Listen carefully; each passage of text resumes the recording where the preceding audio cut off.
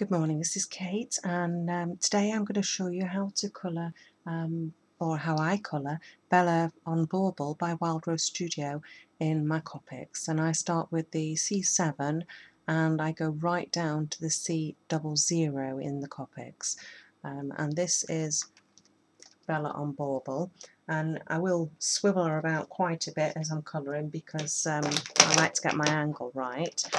And place all my pens in a run in the right order so that I can follow them, and then I'm going to decide which way my light source is going to come from.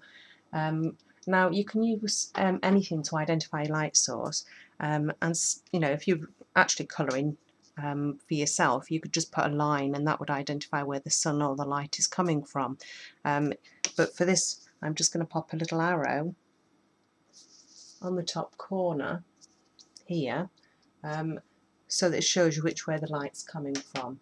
Now that will then tell me where the shadow is going to be, because the light source will come in at the top, so it will be darker at the bottom of each shape.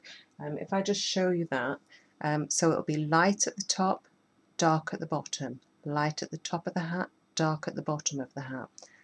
It'll be dark naturally under the hat because that's an overhang where there will be shade created, and then there'll be dark at the bottom, but it will be lighter when that shade finishes. So remembering where your light source is coming from as you're colouring. So I'll start off with my C7, and I'm just going to do that natural shaded area. Now there are several ways of colouring with Copics, and everybody finds their own. You can either do the tiny circles, or you can just colour away with soft flicks. It's up to you. So I've done the natural shade under there, and then I'm going to do the natural shade that would be just under his lovely little head and face. Okay, and then the dark area there, that would be sort of the light, like I said to you, the light source out is the darker area, and there as well, and that's going to be slightly darker up the way because his hand or paw is there, and then obviously picking up all the other areas that you would feel that was dark. Okay, and it never ever looks anything special until you sort of get near the end, but a natural crease there, a slight natural crease there, bottom of the paw,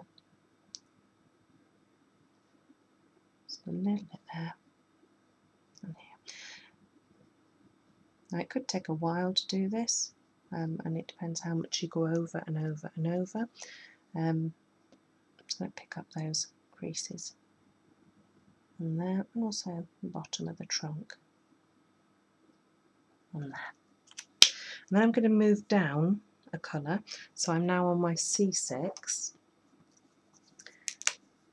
and basically little tiny circles picking up so it slightly blends it along there. You don't have to do circles, you can blend it all at the end if you wanted to.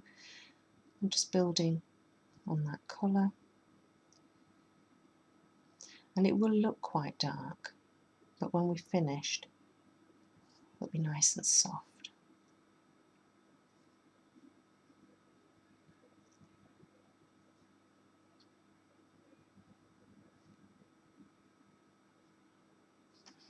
Let's see, just underneath the hat,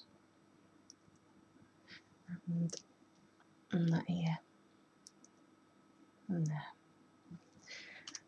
And then moving from the C6 down to the C5, so just gradually working your way down all of those colour levels.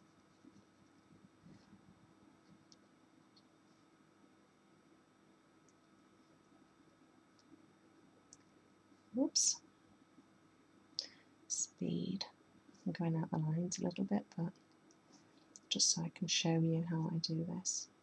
And I might just stop and just do the actual head.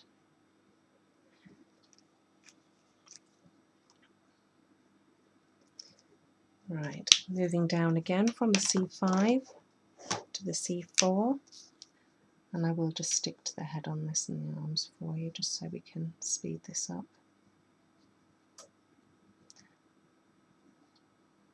Love those videos that you can watch on YouTube where they've speeded it up for you and everybody works in quick time. But I'll have to figure out how to do that one. Finishing with my C4 and moving on to my C3. And again, I'm just going to start adding a little bit more colour in here and some more shaping around the head.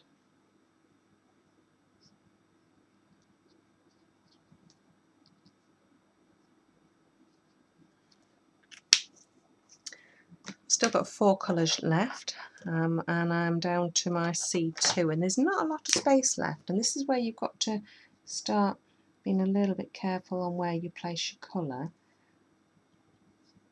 because I do want to get down to my last colour, because I want all those lovely layers of colour there. So leaving my C2 down to my C1.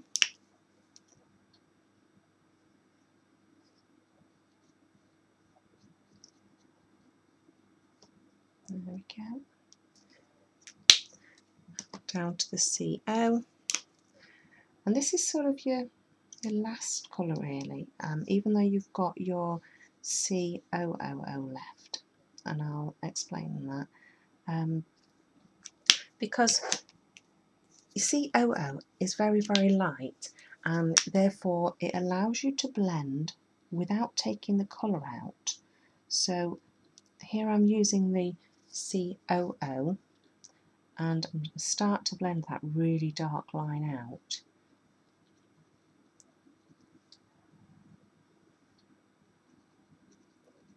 And soften it with the COO.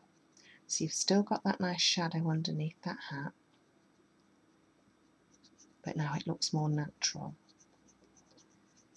Going over and blending all of those quite linear lines that I've put in with the bands of colour, especially down that trunk there where you can see it, and up the face there.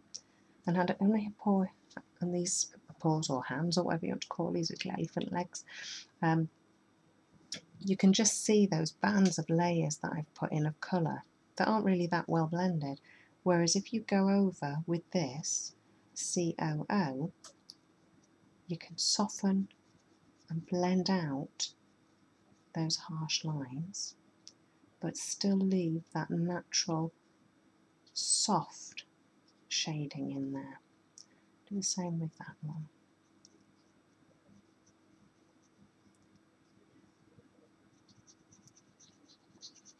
And you can go over it and blend as many times as you need to get that nice soft look that you want.